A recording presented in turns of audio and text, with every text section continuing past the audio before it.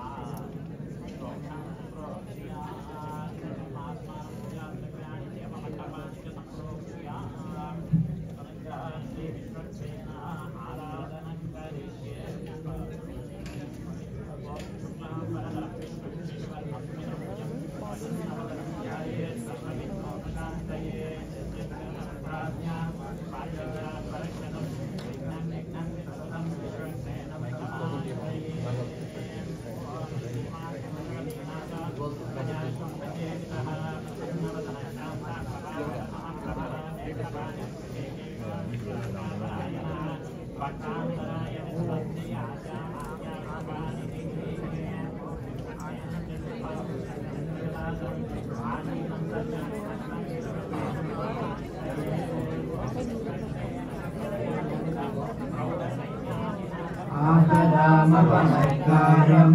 दातारं सर्वसम्पदां लोकाभिरामं श्रीरामं भूयो भूयो नमाम्यहम् धर्मात्मा सत्यसन्धश्च रामो दशरथीयते पौरुषे च प्रतिद्वन्द्वा सदैनं जहि रावणम् ततो युद्धं परिश्रान्तं समरे चिन्तया स्थितं रावणं चाग्रतो दृष्ट्वा युद्धाय समुपस्थितं दैवदेशसमागम्य द्रष्टुं व्यागतोरणम् उपागम्य प्रवेदाभम् अगस्त्यो भगवान् ऋषिः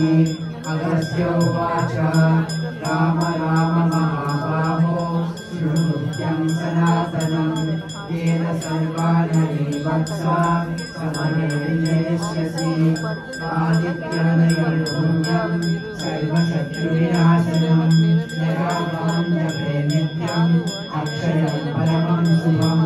सर्वमङ्गलमाङ्गल्यं सर्वपापप्रणाशनं चिन्ताशोकप्रशमनम् आयुर्वर्धनमुत्तमम् रश्मिमन्तं समुद्यन्तं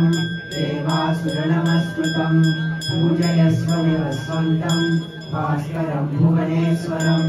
सर्वदेवात्मको एष तेजस्वी रश्मिभावनः एष देवासुरगणान् लोकान् भाति गवस्तिभिः एष ब्रह्मा च विष्णुश्च शिवः स्कन्दः प्रजापतिः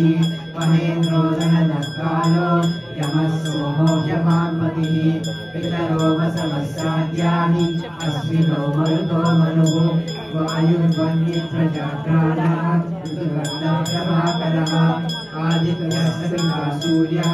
खगः पूषागमस्तिमान् सुवर्णसदृशो भानुः सुवर्णनेत्रादिवाकरः सहस्राक्षिः सप्तसप्तिर्मरीचिमान् तिमिरोन्मरुतशम्भुः वर्षामार्ताण्डं सुमान् हिरण्यगर्भस्य शिरः तपनो भास्करो रविः अरुणिपुत्रः सर्वसिजनासनः व्योमनादसमो वेदी रुद्रजुस्सामहारगः कनवृक्षरमो विन्यवीरीलवङ्गमः आतपी मण्डली मृत्युः पिङ्गलः सर्वतापनः रविर्विश्वो महातेज रक्तः सर्वभवोधवः नक्षत्रग्रहताराणाम् हरिभो विश्वभावनः तेजसामपि तेजस्वी द्वादशात्मा नमोऽस्तुते नमः पूर्वाय गिरये पश्चिमायाद्रये नमः ज्योतिर्गणानां पतये दिनानां नमः जयाय जय भद्राय अजस्वाय नमो नमः नमो नमः सहस्रांशो आदित्याय नमो नमः नमः उग्राय वीराय सारंगाय नमो नमः नमः पुनर्भोजाय माताण्डाय नमो नमः ब्रह्मेशानसुकेशाय सूर्याय आदित्यवर्चसे वासुदेवभक्षाय रुद्राय नमः तमोज्ञाय निमग्नाय शत्रुघ्नाय मितात्मने कृतज्ञाय देवाय ज्योतिषाम्पदे नमः सप्तचामीकराभाय समये विश्वकर्मणे नमस्तमो विनित्याय रवये लोकसाक्षिणे नाशायन्ये च वैभूतं त्रयं प्रभुः आयत्ये च भक्त्ये च पक्षत्ये च गमस्तिभिः येषु सूक्तेषु जागर्ति भूतेषु परिनिष्ठितः येषु चैवाग्निहोत्रं च फलं च जलाग्निहोत्रिणा वेदस्य मृतमश्चैव सर्वमेव च यानि प्रत्यानि लोकेषु सर्वैश्वरविप्रभुः एतमापत्सुमृत्येषु कान्तायेषु भयेषु च कीर्तयन् पुरुषः कश्चित् नावसीदति राघवः पूजयस्वैनमेकाग्रो देवदेवं जगत्पतिम् एतत् त्रिगुणं कृत्वा एतेषु विवेक्ष्यसि अस्मिन् क्षणे महाभावो राजपुत्रं वदस्यसि एवमुक्त्वा राजस्यो जगामशयरागतः एतत् श्रुत्वा महातेजः भगवत्ता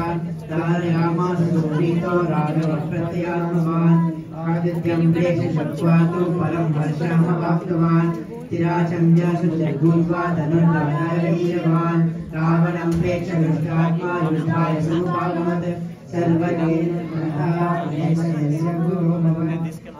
सर्वदीक्षरामं मुदितमनः परमं प्रदर्शमानः निशिचरपतिसंशयमित्वा सुरगणमध्यगतो वचस्वरेति इति श्रीरामायणे वाल्मीके आदिकाव्ये युद्धकाण्डे पंचोत्तरशततमः सर्गः।